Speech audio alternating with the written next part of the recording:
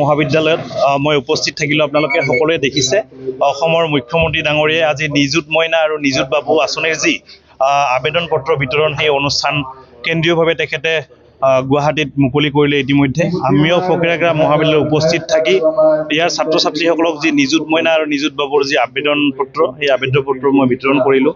আৰু লগে লগে আমি এটা কথাই ক'ব বিচাৰিছোঁ, অসমৰ শিক্ষা ক্ষেত্ৰত আগবঢ়াই লৈ যোৱাৰ কাৰণে অসমৰ মুখ্যমন্ত্ৰী ডাঙৰীয়াই যথেষ্ট কাম কৰি আছে। আৰু সেই কাম কৰাৰ ক্ষেত্ৰত আপোনালোকে দেখিছে যে এই বানে বিধ্বস্ত হৈ থকা সময়তো তেখেতে ছাত্ৰ ছাত্ৰীসকলৰ ভৱিষ্যতৰ লগত হেতালি খেলা নাই। তেখেতে বানপানী বিধ্বস্তিত হৈ থকা সেই অঞ্চলসমূহ যেনেকৈ সহায় কৰি আছে, ঠিক একেদৰে ছাত্ৰ ছাত্ৰীসকলক আগবঢ়াই লৈ যোৱাৰ কাৰণে যিখিনি তেওঁলোকৰ সুবিধা আছে সেই সুবিধাখিনি প্ৰদান কৰাৰ কাৰণে তেখেতে কাম কৰি আছে। তো আমি ভাবোঁ আগন্তুক দিনত শিক্ষা খণ্ডৰ ক্ষেত্ৰত যথেষ্ট তেখেতে আৰু কাম কৰিব। শিক্ষামন্ত্ৰী ডাঙৰীয়াই ইতিমধ্যে যথেষ্ট আগভাগ লৈছে আৰু মই ভাবোঁ আগন্তুক দিনবিলাকত অসমৰ শিক্ষাৰ ক্ষেত্ৰত যথেষ্ট অগ্ৰগতি হ'ব আৰু আমাৰ যি BTCৰ শিক্ষাৰ যি ক্ষেত্ৰত এই ক্ষেত্ৰতো অগ্ৰগতি হ'ব বুলি মই আশা ৰাখিছোঁ। আপোনালোকে এটা বস্তু জানে যে নিযুত মইনা আঁচনিৰ জৰিয়তে যিবিলাক ড্ৰপ আউট ছাত্ৰ ছাত্ৰীসকল আছে, মানে বাল্য বিবাহ আৰু ড্ৰপ আউট ছাত্ৰ ছাত্ৰীৰ হাৰ কমাব বিচাৰিছে। আৰু আমি দেখিছোঁ এইকেইটা বছৰত যথেষ্ট ড্ৰপ আউটৰ সংখ্যা কমিছে আৰু যথেষ্ট শিক্ষা ক্ষেত্ৰত অগ্ৰগতি হৈছে। তো মই ভাবোঁ এনেকুৱা ধৰণৰ আঁচনিয়ে যথেষ্ট লাভৱান হ'ব আৰু শিক্ষাৰ ক্ষেত্ৰত ছাত্ৰ ছাত্ৰীসকলক আগবঢ়াই লৈ যোৱাৰ ক্ষেত্ৰত সহায় কৰিব। নাই, আমি কৈছোঁৱে ইতিমধ্যে, মই বিধানসভাতো কৈছোঁ বা ইয়াৰ আগৰ বিধায়ক সন্মানীয় ৰবিৰাম নাৰ্জাৰী ডাঙৰীয়াও কৈছে যে আমাক ছায়েন্স চিষ্টেমটো ফকীৰাগ্ৰাম মহাবিদ্যালয়ত অনতিপলমে লাগে।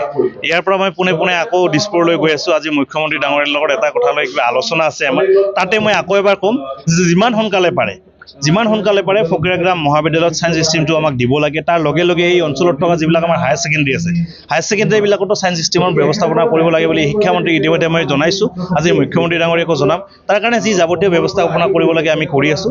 ফকীৰাগ্ৰাম মহাবিদ্যালয়ৰ যাৱতীয় ব্যৱস্থা প্ৰায় সম্পূৰ্ণ হৈছে। ইয়াতে অকল ছায়েন্স ছিষ্টেমটো দিব লাগে, সেইটোৰ কাৰণে বিলম্ব কৰি থকা হৈছে। আমি আজি আকৌ এবাৰ মুখ্যমন্ত্ৰী ডাঙৰীয়াক অনুৰোধ জনাই খুব সোনকালে যাতে আমাৰ ফকীৰাগ্ৰাম মহাবিদ্যালয়ত ছায়েন্স ছিষ্টেমটোৰ ব্যৱস্থাপনা কৰি এই অঞ্চলৰ ছাত্ৰ ছাত্ৰীসকলক যি ছায়েন্সৰ ক্ষেত্ৰত তেখেতে আগবঢ়াই লৈ যাব বিচাৰিছে। কাৰণ তেখেতে এটা কথা কৈছে যে ছায়েন্সৰ প্ৰতি আমাৰ ল'ৰা ছোৱালীৰ ধাউতি আজিকালি কমি গৈ আছে, গতিকে ছায়েন্সৰ প্ৰতি আগ্ৰহী কৰিবলৈ ছায়েন্স ষ্ট্ৰীমটো থাকিব লাগিব। গতিকে মই অনুৰোধ জনাব বিচাৰিছোঁ মুখ্যমন্ত্ৰী ডাঙৰীয়াক আপোনালোকৰ জৰিয়তে আমাৰ ফকীৰাগ্ৰাম মহাবিদ্যালয়ৰ ছায়েন্স ষ্ট্ৰীমটো অনতিপলমে কৰি দিয়াৰ যেন তেখেতে ব্যৱস্থা কৰে, তাকে মই অনুৰোধ জনাম। কলেজত এখন নিযুত মইনা আৰু নিযুত বাবু আঁচনি আজি শুভাৰম্ভণি কৰিলোঁ। শিক্ষাৰ ক্ষেত্ৰত সদায় আমি অগ্ৰগামী হ'ব লাগিব। শিক্ষাৰ ক্ষেত্ৰত প্ৰতিখন গাঁৱৰ ৰাইজ শৈক্ষিক বিপ্লৱ সৃষ্টি কৰিব লাগিব আৰু আমি ল'ৰা সন্তান কন্যা সন্তান সকলোকে ইকুৱেল ৰাইটছ এডুকেশ্যনৰ ক্ষেত্ৰত যাতে সকলোৱে ইকুৱেল প্ৰিভিলেজ পায় আৰু কোনো ধৰণৰ জেণ্ডাৰ ডিছক্ৰিমিনেশ্যন হ'ব নালাগে। ওমেনৰ ক্ষেত্ৰত এম্পাৱাৰমেণ্ট কৰাৰ ব্যৱস্থা কৰিব লাগিব। গায়ে গায়ে আমি যেনেকৈ আজি সোমাই আছোঁ, ঠিক তেনেকৈ পৰ্বতজৰা বিধানসভা সমষ্টিৰ প্ৰতিখন গাঁৱত সোমাই শৈক্ষিক বিপ্লৱ এটা আমি সৃষ্টি কৰাৰ কাৰণে এটা পদক্ষেপ হাতত ল'ম আৰু শিক্ষাৰ ক্ষেত্ৰত আমি সদায় অগ্ৰগামী হ'ব লাগিব। Education is the backbone of A nation. শিক্ষা এটা জাতিৰ এটা মেৰুদণ্ড বুলি ক'ব পাৰি।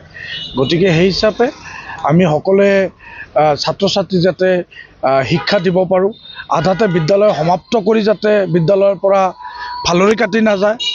গতিকে সকলো ছাত্ৰ ছাত্ৰীক ৰাইট টু এডুকেশ্যন দিয়াৰ কাৰণে আৰু সকলো অভিভাৱকে প্ৰতিজন ল'ৰা ছোৱালীক যাতে শিক্ষা দান কৰে তাৰ কাৰণে আমি কথা ৰাখিছোঁ আৰু আগন্তুক দিনত এটা শিক্ষাৰ ক্ষেত্ৰত যিমান বেছি পাৰোঁ সিমান মই কাম কৰিম বুলি মই আশা ৰাখিছোঁ।